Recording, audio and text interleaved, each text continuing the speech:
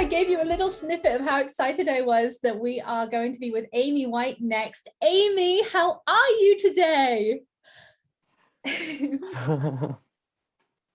I Hi. am great. Sorry, I feel like I'm having a little Mercury retrograde happening Oh, here. no, don't. Yes, we had a whole thing yesterday. And one of my planets is Jupiter, and Jupiter was squaring the sun, and we had it was a thing. So, but it's clear today for me, so that's good. No Very good. problem at all. Well, thank you for being here. And for those who don't know you as well as I do, I'm just going to introduce you to everybody.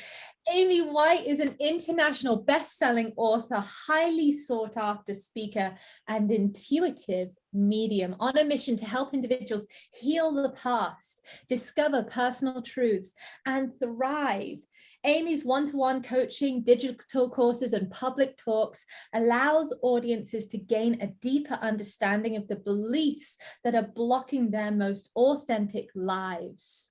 Her insights and techniques help usher in big, bold changes and more subtle aha moments that lead us closer towards our dreams.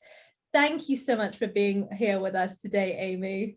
Oh, thank you so much for having me. It's an honor just to be able to speak about this topic with so many people, both who are watching as well as presenting. Yeah, absolutely. I mean, it's such a, I love that this conversation is so much more mainstream, right? So much, what I remember having, seeing a friend and she was like, that just totally blindsided me. It totally took me by surprise. I wish there was a tool out there where we could know what was coming. And it's like, there are lots of them, but it requires of you to expand your mind. And I would love to ask you that. It's been a big theme that a lot of my audience have been saying, that they feel alone, that they feel loneliness. And we've had an Incan high priestess come in with a release ceremony of how to clear the channels. And we just had Sprite Loriano right before us.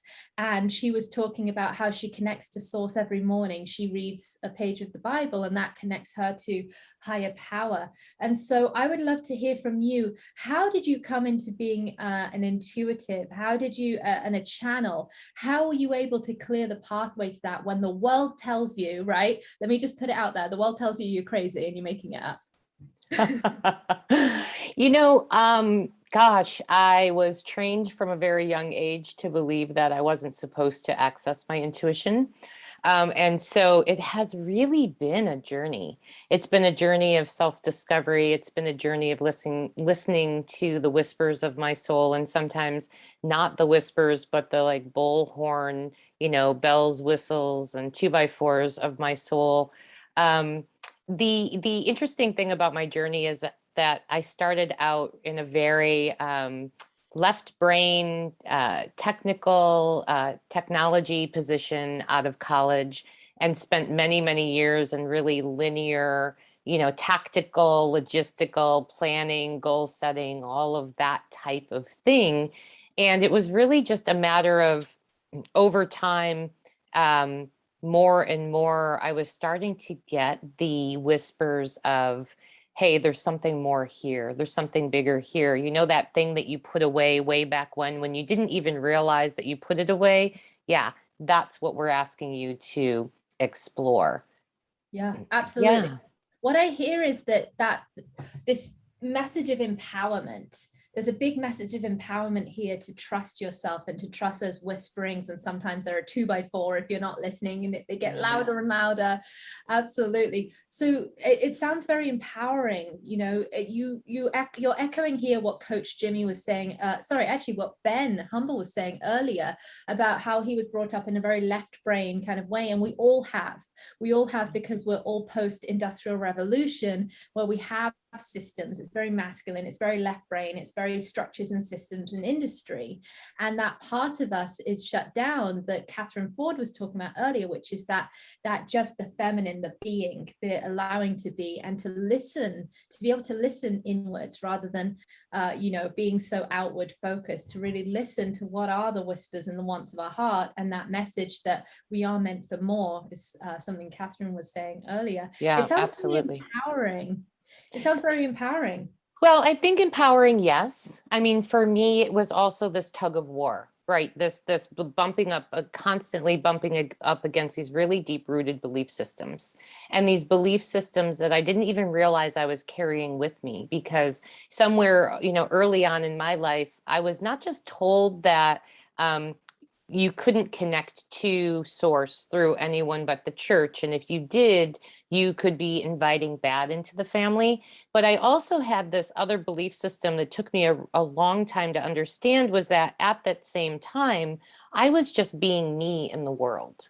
And so all of a sudden, there was this idea that there was something wrong with me being in the world, and so I had to, yes, empowering sort of on the back end, or coming out through the other side of it. But as I was going through my own personal journey and some of the deep lessons and exploration and expansion that I've gone through along this path, it wasn't necessarily feeling empowered in the moment, but it was recognizing that more and more I had the personal power to explore the capital T truth of who I am.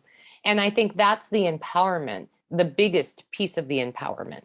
Because no Wow. matter what our journeys are, at some point, we do start to recognize, all of us, every single one of us, in one way, shape, or form, there's something more here. We're just not born, we eat, we work, we pay bills, we die.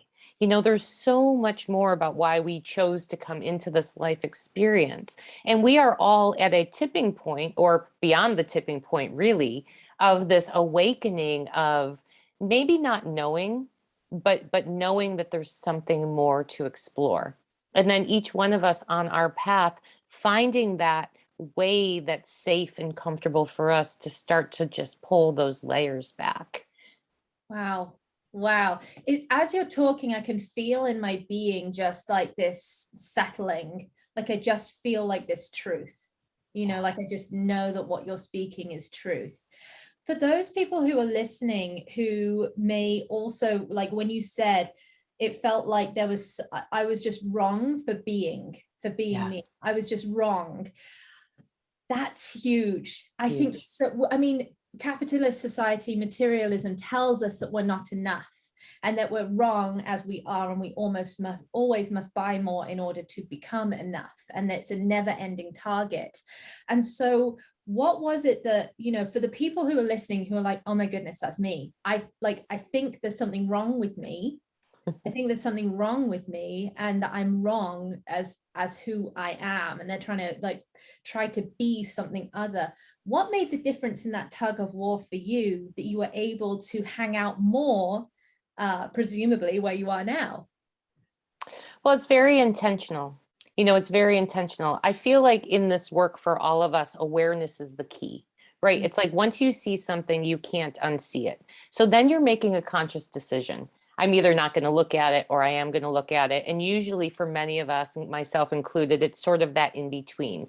Sometimes I feel I can look at it. Sometimes I'm not ready to look at it. But ultimately, you keep coming back to that center point of like, okay, I know that for me to have a better understanding of myself, I have to explore some of these old stories. And many of us, I mean, we just brought up the whole idea of, I mean, there's the billions and billions of dollars in industries, the industries are making off of how broken people are, right? Have this to fix, this to fix, this to fix. And this is many of us on the planet today sort of came into the life experience already with the foundation of that story. Like who you were in your essence wasn't right. And then you spend all of these years trying to build the facade as a coping mechanism. You create the persona, and it's not that there's something wrong with that, right? But at some point that persona is in such conflict or contradiction with your soul knowing that things can seem, and for many of us, we're experiencing this now, that things are falling apart, that things that we thought we knew, that things that felt like control, that things that felt like our stable ground are not there anymore. And those are not things that are that we can look at them as negative, of course, and that is the human way. So there's nothing judging about that. But if we can take the broader perspective and look at those as indicators that where our thinking mind is and our heart mind, or our soul and our ego, are not in alignment, right? So often we're taught that the ego is bad and we need to get rid of it. But there's this, but the ego, or the thinking mind, as my guides call it, is so important for this human experience, right? We didn't come into this lifetime to learn how to deny our humanness and only be souls, only be these enlightened beings. Because if that were the case, none of us would be here. We'd just be floating around in non-physical. Right. And so the mechanism, our brains, our ego minds are so important. But when we can bring the ego into a healthier relationship with the soul mind, we start to discover things about ourselves that maybe we didn't recognize before. And it all starts with the intention, as I said a few minutes ago, to have awareness of those blind spots, to have awareness of the places where I'm out of integrity, or I'm not living the most authentic life I can be living right now in this moment, and the most authentic self that I can be living right now in this moment. Yeah. Wow. You're blowing my mind, because you're again stating themes that we've heard from all of the experts on this show, of being intentional, of having self-awareness, and really having what's coming down to self-love, and really recognizing that being our authentic selves is what the world is asking of us.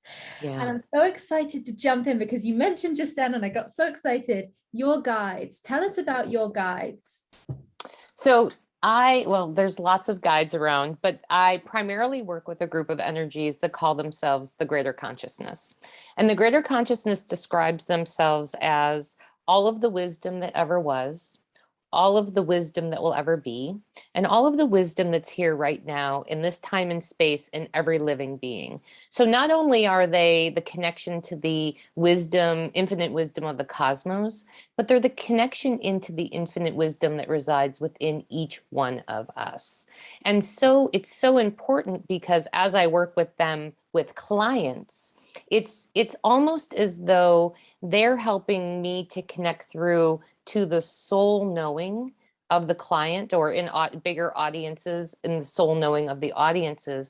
And I had somebody that I was just talking to recently described it so beautifully.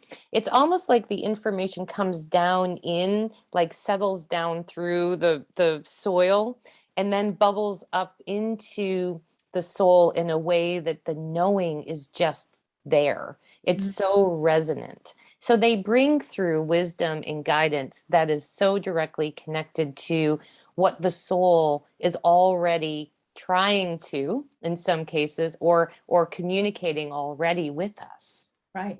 And it sounds like it's just a question of being able to tune in. Like you said, you started by saying it's a whispering, but then sometimes it can be a 2x4. How can somebody listening who is very dominant in the thinking mind, how can somebody really tune into the whispers, or tune into this inner knowing that you're speaking of?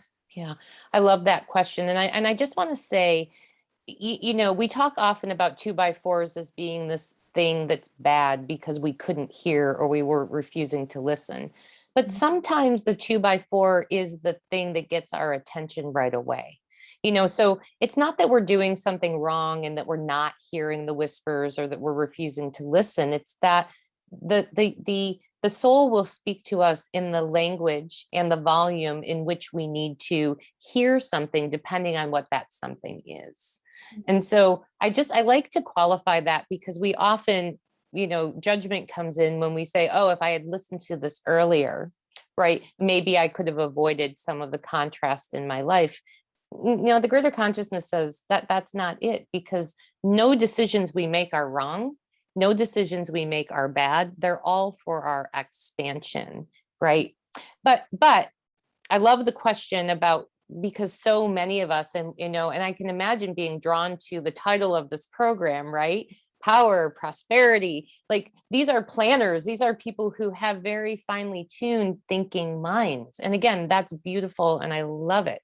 So to tune in, the easiest way that I have found, because I have a finely tuned thinking mind as well, is to use our body, our physical vehicle. Our bodies are the biggest antenna that we have to our inner knowing. And so often, as we were just talking about earlier, we disconnect or disassociate from our bodies because we're trained to believe that there's something wrong with them.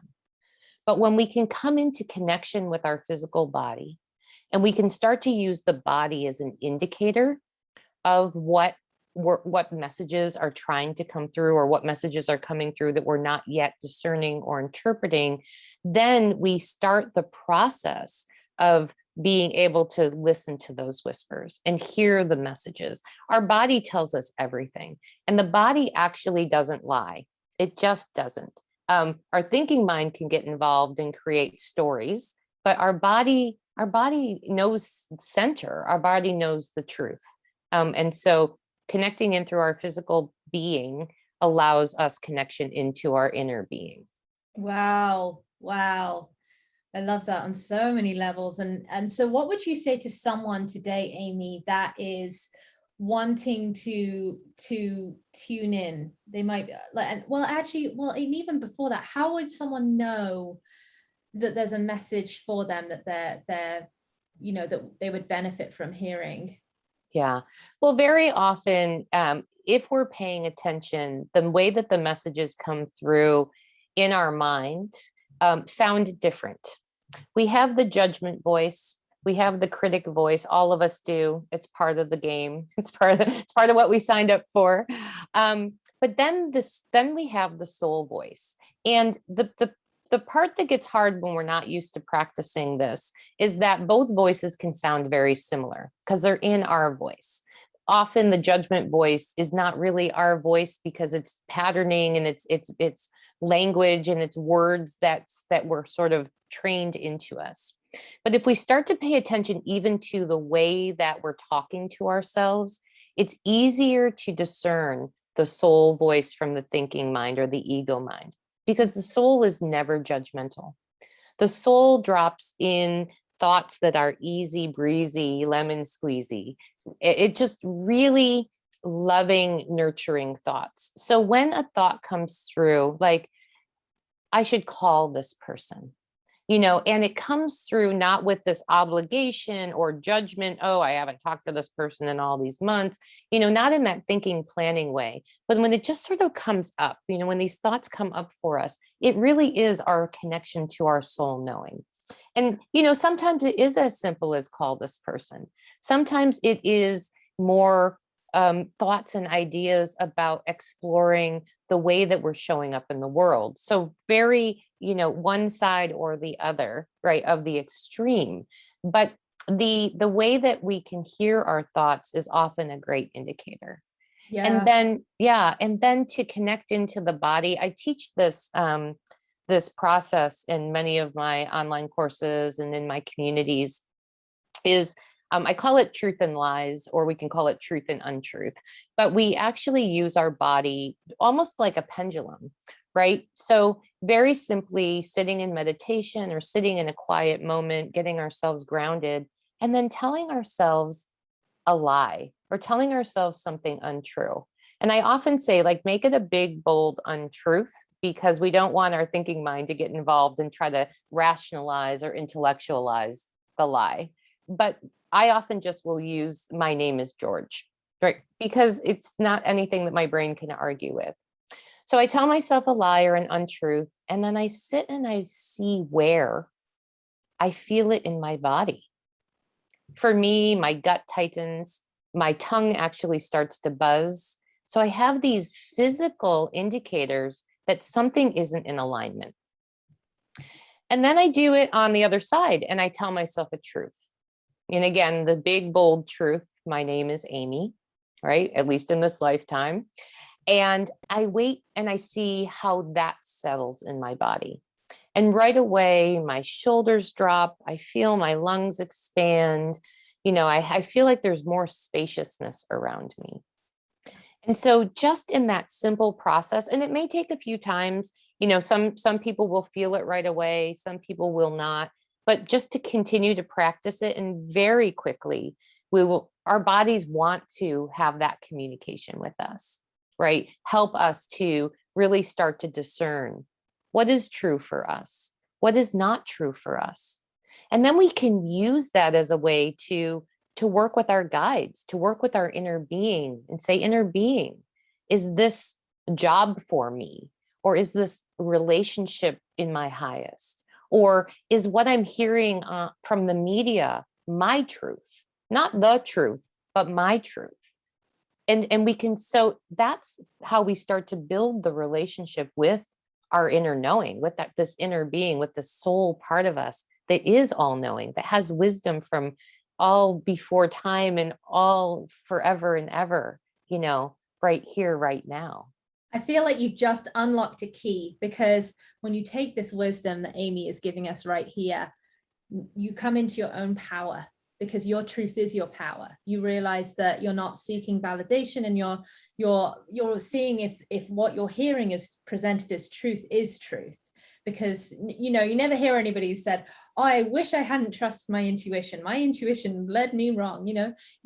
I've never heard a person say that. But number two is peace, because it gives you a sense of certainty, because it's your truth. And you're not adapting yourself or compartmentalizing yourself based upon the people that you're interacting with. You are in your center, you are in your truth. Yeah. And so both things that you're saying, I feel like you've just unlocked a key to both peace, power, and both of those things will also lead to one's personal prosperity in all realms of your life, if you follow your soul voice. Absolutely. Absolutely. And I think what's really powerful, and something that the greater consciousness has been talking a lot about actually since the pandemic began, is that this time is really for us, each one of us individually, to take personal responsibility for our journeys, to understand, to come into contact with what our truth is, and to live in the world from that truth, not the generally recognized truth, not the truths of social construct, but what is our truth? And then to be in the world with it, not in a, you need to come onto my team and join my truth, but I'm going to live by my truth, and I'm going to make space for you to live by your truth, and you to live by your truth, and you to live by your truth. Communities then form based on that fact that people are living in such authentic connection, but also they always show me like the Venn diagram, right? This is where my left brain loves to come in and get all juicy about that. But it's where now we start to say, oh, well, your circle, your truth and my truth overlap here. And so we can connect here, but also accept and appreciate each other for the bigger circles that we all encompass as our truths. And as we do that more and more, and lots of people, like a good portion of the collective that is awake and exploring this right now, are in the space of really getting clear what each one of our personal truths are. And it's nice too, because it also makes the outward noise, what's happening in the world, we don't want to deny it, right? But it makes it just quieter. It makes it less impactful, because we can continue to come back to that center of truth, my truth, my truth, my truth. It's powerful. And this is capital T truth. This isn't ego truth. And that's why we just had this whole conversation about getting in contact with your inner being, with that inner wisdom, because that's where the capital T truth lives. Yeah, beautiful. And I know, I'm thinking, what one thing can someone do today who's listening that would be able to access this? And I feel like your free gift might be, this water grounding meditation might be a great place to come into this parasympathetic nervous system, like Joanne was talking about, who started our day today. If we can come into that centeredness, then that is the place where I call this the compass, what you just described. I call it like the inner compass, but when you know what is truth and what is untruth to you. Yeah. Absolutely. Yeah. Tell us about this grounding. You told me about this water meditation for grounding. And at first it's like, well, earth and water are not the same, but they are. Tell everybody why they're grab your grounding water meditation and what that is. Yeah, so the grounding meditation came to me as a download late in 2019, where the greater consciousness was saying something big is coming, and we need to learn on the planet, like we all of us collectively, a way to find grounding in a changing time. And of course, I had no idea what that changing time really meant at that point. But as I really listened to this meditation and sorted through the download, I thought this is really fascinating, because we can be in water. And instead of, when we think about grounding with our feet to the floor, we have kind of those two contact points, right? The contact points of our feet. Maybe we can also ground through our root down into the ground earth as well. But when you're in water, think about floating in water, there's a million touch points. The water is touching all around you. And if people who are listening don't like water or aren't really comfortable in water, you can picture yourself floating in a raft or in the bathtub. But that's the same thing, right? The water is touching you in all of the spaces around your body. But then the water is being held by the earth, and so you're still grounded to the earth, but you're doing it in a way that allows more fluidity, that allows things to move around you, and you stay grounded at the same time. And it has really been a gift for me in my own practice to know, oh, I can be fluid and grounded at the same time. And boy, does that give permission for us to all feel a little bit more spacious in holding space for what's happening in the world around us and within us. Absolutely. Oh, well, I'm going to be doing it. And do we do it actually in water, or are we using the power of our imagination? Well, you can do both. I mean, if you can be in water and doing the meditation, that, I mean, to me is fantastic. But here's the beautiful thing about these thinking minds, right? Is our mind, our body doesn't know the difference between visualization and actually physically being in the water. So we can do the meditation visualizing being in the water, and the benefit is the same. Wow. Powerful, powerful stuff.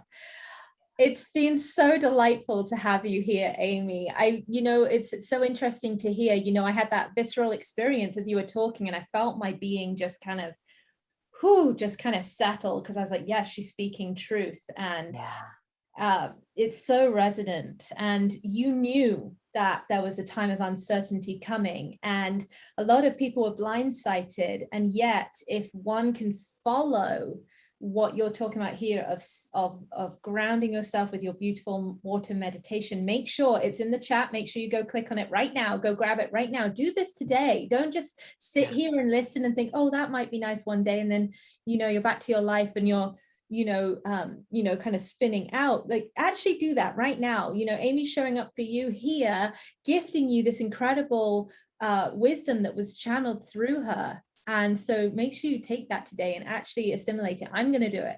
So awesome. Make sure you It's a great reminder for me to do it today too. There you go. Exactly. Okay. And thank you for saying that, Amy, because the difference between the experts who are here today and bringing this wisdom and anybody listening is we all experience the same things. I don't know any expert that is up here today that hasn't been completely down and out at one point in their life. And they've created the endurance, and they've found the tools that they have put into their toolkit that allows them to just shift faster, to have awareness or notice when we're out of alignment and shift more quickly. That is the only difference. And so even Amy here today is like, oh, that's a good reminder. I'm going to do it. And me here, oh, I love that. I'm going to do that. So make sure you do it. Yeah. Click on that gift. Receive it. Like Catherine Ford was talking about earlier, receive it. All these experts are showing up for you. Amy, thank you so much for showing up today. What I really landed for me was that if we can be centered and connected to our soul voice, then nothing is going to blindside us, because we do get information of what is to come, and that allows us to live certainly in more power and absolutely in more peace. Thank you so much, Amy. Thank you. It was an honor and a privilege. I hope we get to do this again. Me too. Me too. Thank you. My goodness. Okay. What richness do you feel as you're listening to Amy? You're like, oh, I want some of that. Like, I would love to be able to, hear from her, guys, of what is this wisdom that is, available to us, that we know that there's a time of uncertainty coming. Could you imagine if you knew ahead of time how you would feel, more peace as you were going through it, right? A lot of those old systems did fall away from under us, and a lot of people experienced a lot of uncertainty and a lot of stress. And if you can actually tap into your own inner knowing and know that everything is going to be okay, as it always is, then you can really live in more peace, power, and prosperity. So thank you again to Amy.